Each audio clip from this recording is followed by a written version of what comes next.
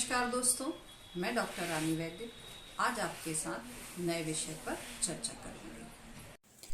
शिक्षा के कार्य, फंक्शंस ऑफ एजुकेशन, ये लेक्चर 3 है। इसके पहले सेकेंड लेक्चर में हमने बात की थी शिक्षा की परिभाषा भारतीय विचारकों के अनुसार, पाश्चात्य विचारकों के अनुसार। साथ ही साथ हमने बात किए थे कि शिक्षा तथा शिक्षा से मिलते जुलते शब्द, उनके अर्थ और उनमें अंतर। जैसे अपन बात करें शिक्षा तथा साक्षरता, शिक्षा तथा विद्यालयीकरण।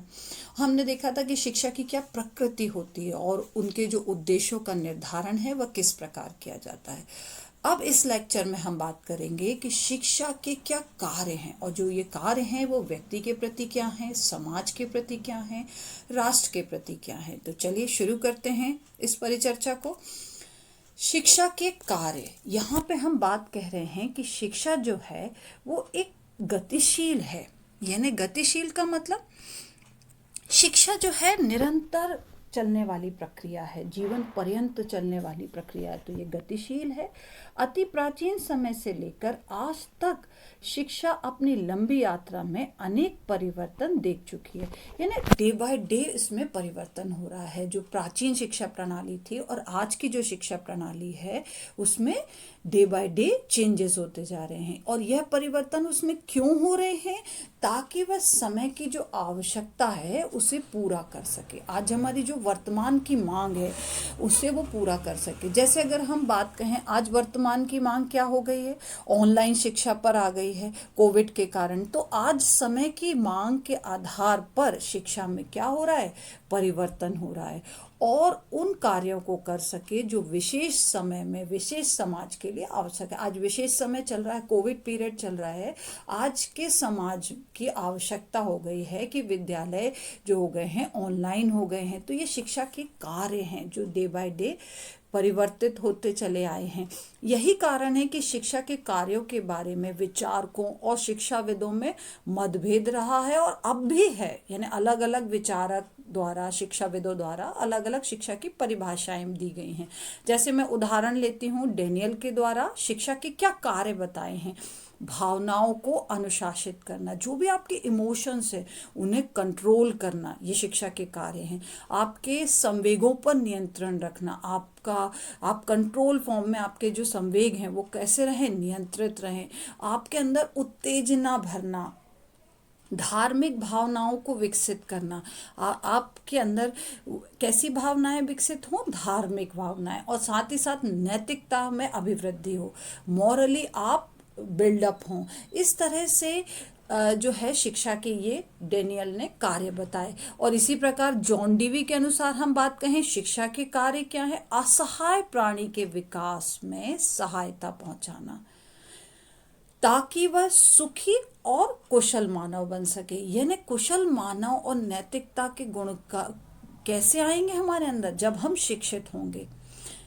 तो ये जॉन डीवी के विचार थे। तो ऐसे शिक्षा के कार्यों के बारे में इस प्रकार अनेक विचार दिए गए अलग अलग विचारकों द्वारा, शिक्षाविदों द्वारा। और यहाँ हम भारतीय दशाओं को ध्यान में रखते हुए शिक्षा के विभिन्न कार्यों का वर्णन कर रहे हैं। तो आगे जो हम कार्यों का वर्णन कर रहे हैं वो कैसे कर रहे हैं? भारतीय दशाओं को ध्यान में रखते हुए। अब हम इसके आगे बात कहेंगे व्यक्ति के प्रति शिक्षा के क्या कार्य हैं। भारतीय दशाओं के अनुसार अपन बात कर रहे हैं। तो पहला है आवश्यकताओं की पूर्ति। शिक्षा का जो प्रमुख कार्य है कि व्यक्ति की आवश्यकताओं की पूर्ति करना, क्योंकि जीवधारी होने के कारण हमको भोजन, मकान, वस्त्र, ये हमारी प्रमुख जैविक आवश्यकताएं हैं।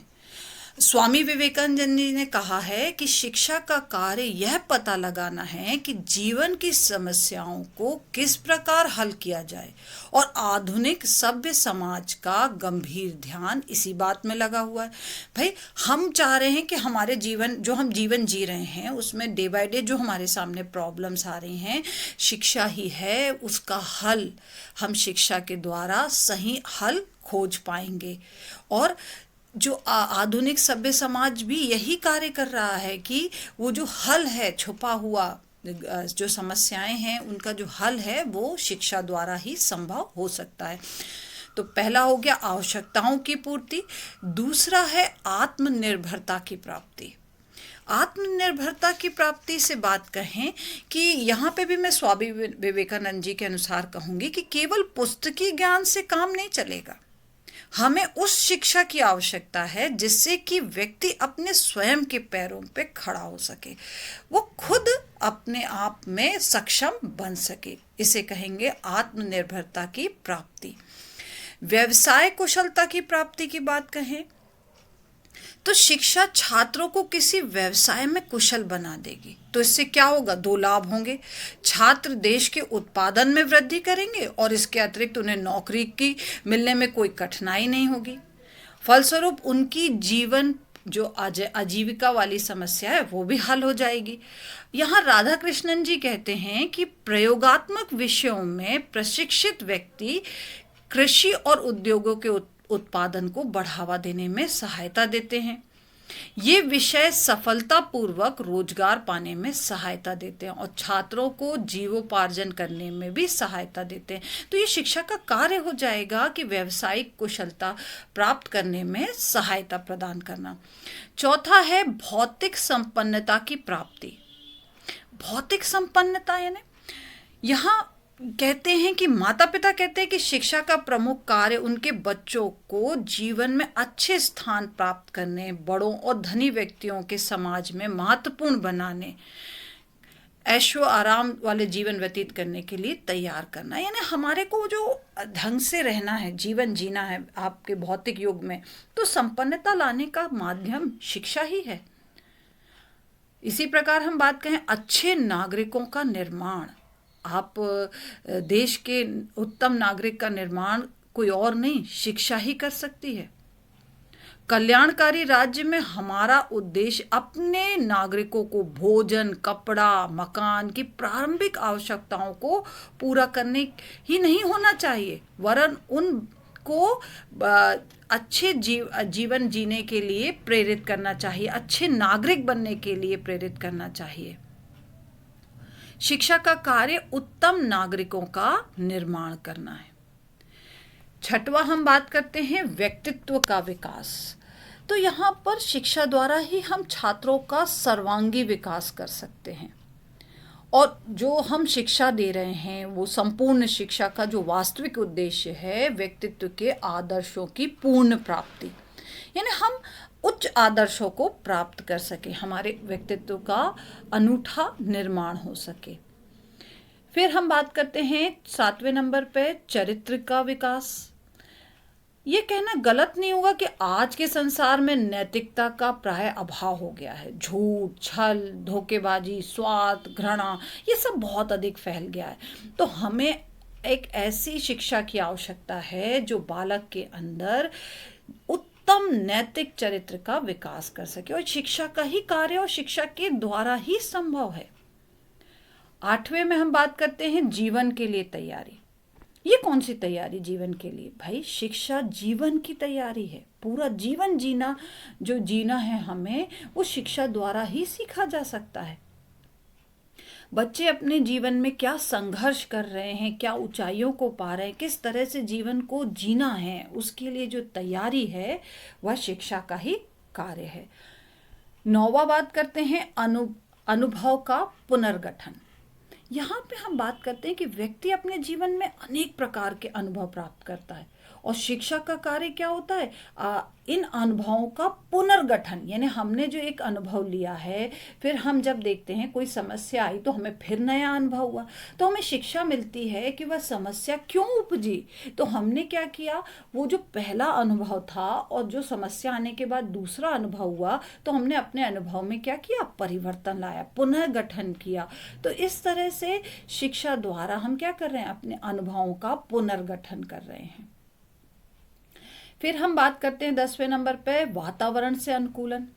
शिक्षा क्या करती है? जो वातावरण है हमारे आसपास है, जो भी घट रहा है, उसके अनुकूल हमें ढालती है और उसके द्वारा ही व्यक्ति जीवन यापन कर सकता है। तो वातावरण के अनुकूलन शिक्षा का ही कार्य है। फिर हम कहें मूल्यों का विकास, किस तरह से मूल्यों का विकास कर रही है शिक्षा? जो है वो हमारे अंदर जो नैतिकता का मूल्य है कि भाई आज चकाचौंध में हम खोते चले जा रहे हैं, हमारे नैतिक मूल्यों को खोते चले जा रहे हैं, तो शिक्षा ही उन गुणों को बचा सकती है और मूल्यों का विकास कर सकती है। तो व्यक्ति के प्रति ये सभी शिक्षा के कार्य हुए हैं। अब हम बात करते हैं समाज के प्रति क्या कार्य। तो सबसे पहले है सामाजिक विरासत का संरक्षण।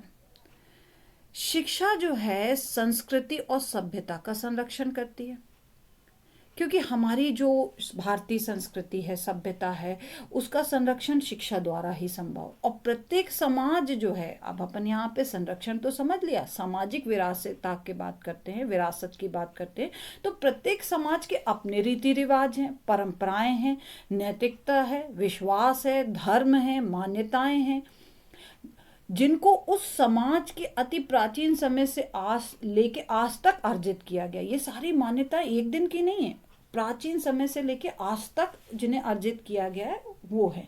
यदि शिक्षा इस सामाजिक विरासता को आने वाली पीढ़ी को हस्तांतरित ना करे तो क्या हो जाएगा, समाज स्थायी हो जाएगा, उसकी चीजें वहीं रुक जाएंगी। तो यहाँ विरासता को संरक्षित करना है और साथ ही साथ हस्तांतरित भी करना है, ये शिक्षा के ही कार्य हैं। सामाजिक सुधार व प्रगति दूसरे नंबर पे हम बात कर रहे हैं। तो शिक्षा समाज के जो सदस्यों को इस योग्य बनाती है कि वे समाज में प्रकट होने वाले दोषों की आलोचना करते हैं, और इतना ही नहीं, वे उसके समक्ष नवीन विचार और कार्यक्रम भी प्रस्तुत करते हैं, जिससे उसकी प्रगति की ओर उसे ले जाया जा सके।